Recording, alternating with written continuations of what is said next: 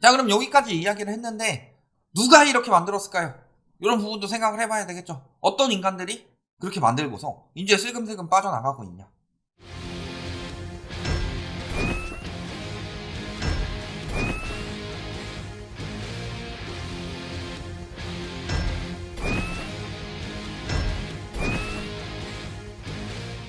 누가 그렇게 했냐.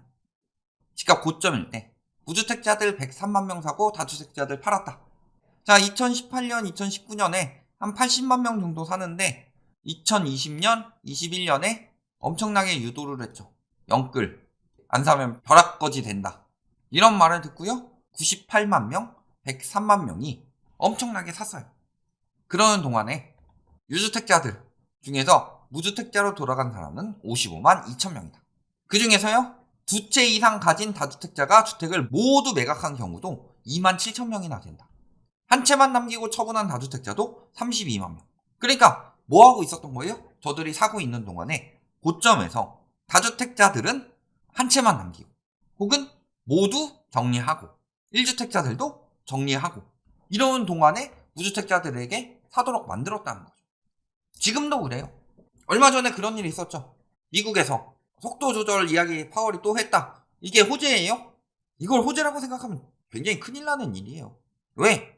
인플레이션은 안 잡혔는데 경기가 침체될 것 같으니까 속도를 조절하겠다. 이 소리 아니에요. 그것 때문에 비트코인 잠깐 떴었죠? 지금 다시 또 떨어지죠. 그러니까 저런 식으로 한 번씩 호재다라고 몰아붙이고서요. 진짜들은 다 팔고 나갔다는 소리예요. 저희가 이걸 2019년부터 계속 경고를 했죠. 뭐라 그랬어요? 시중 부동자금이 굉장히 빠르게 증가하고 있다. 그러니까 이때 많은 상승론자 유튜버들이 뭐라고 했느냐. 시중 부동자금이 뭐예요? 갈 것을 잃은 자금. 이게 늘어나서 유동성이 풍부하니까 이게 부동산 시장으로 흘러 들어와서 집값을 올릴 것이다. 이딴 주장을 하는 인간들이 굉장히 많았죠. 근데 그때 저희가 뭐라고 그랬어요? 왜 부동자금이겠느냐. 요거 예적금으로 가자니 지금 금리가 너무 낮다. 주식으로 가자니 상황이 좋지 않다. 그렇다고 부동산을 살까? 부동산을 지금 살 시기가 아니고 팔아서 남긴 거다. 그리고 부동산으로 다시 갈 필요 없죠. 내가 부동산 팔아서 남겨도 더 비싼 가격으로 살 이유가 없죠. 그래서 갈 곳이 없는데 현금화는 일단 시켜놓은 거. 이게 시중 부동자금이라는 거죠. 그동안에 가계 빚이 늘었어요. 사상 최대였어요. 무슨 소리예요? 누군가 영끌, 빚 플러스 자기 자산 해가지고 영끌하니까 빚이 계속 늘어나는데 이들에게 팔아치우고서 현금을 확보했는데 이 현금이 어디로 갈지 지금 주식도 좋지 않고 부동산도 좋지 않다. 채권도 잘 모르겠고 그렇다고 해서 금 사자니 금도 좀 그렇고 예금을 하자니 예금 넣는데 얼마 이자도 안 되고 빨리 또 투자 기회 오면 어떡하지? 하는 생각도 있고 그러니까 그냥 부동자금으로 갖고 있던 거예요. 그러니까 부동산 팔아서 부동자금이 된 걸 가지고 이게 부동산에 흘러 들어온다는 개소리를 짓거리고 있었던 거다. 이게 그동안의 상황이었죠. 그러면요 특히 저희가 뭐 19년 고점이라고 이야기를 했는데 20년부터 계속 조장한 사람들 있잖아요.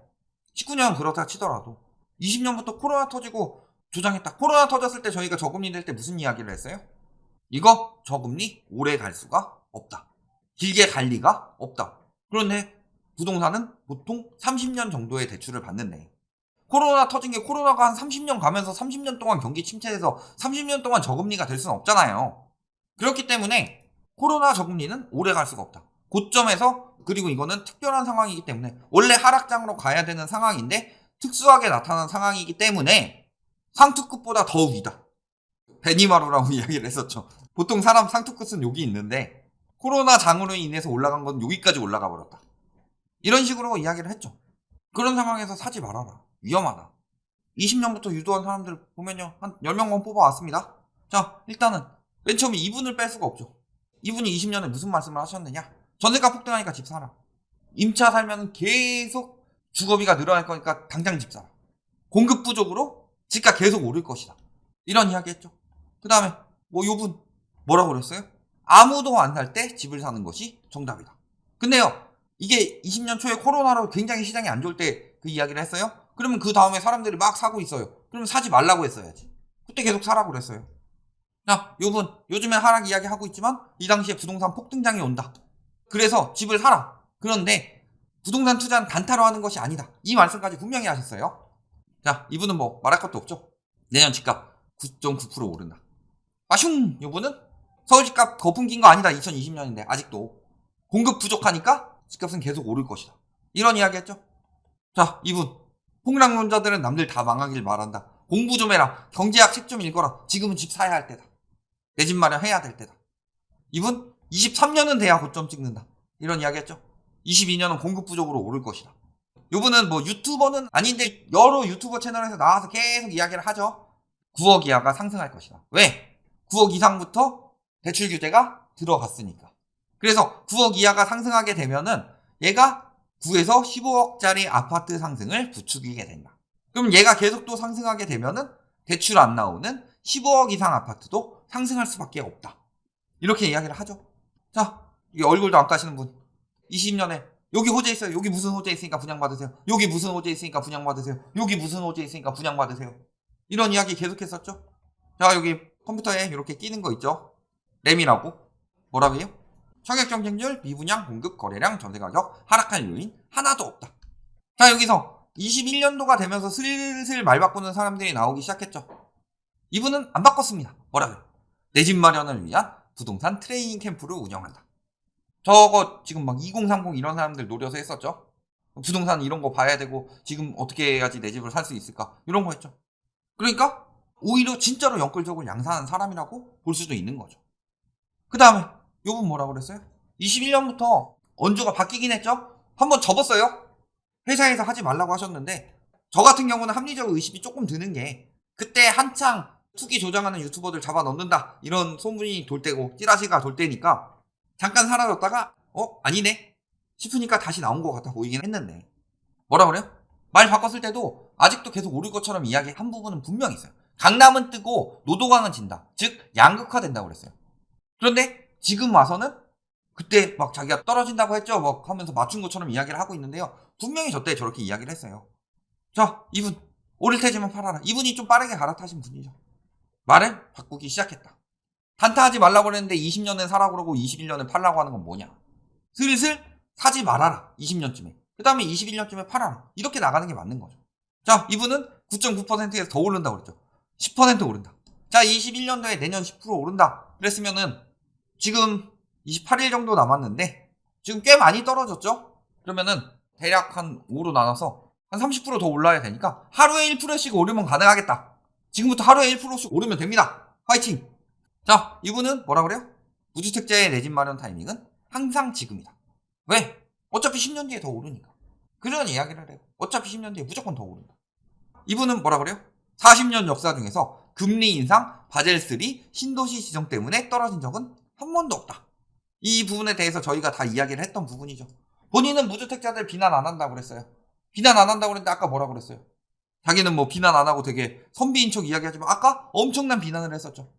또 요분 공급난 심하다. 올해보다 덜하지만 내년도 오를 것이다.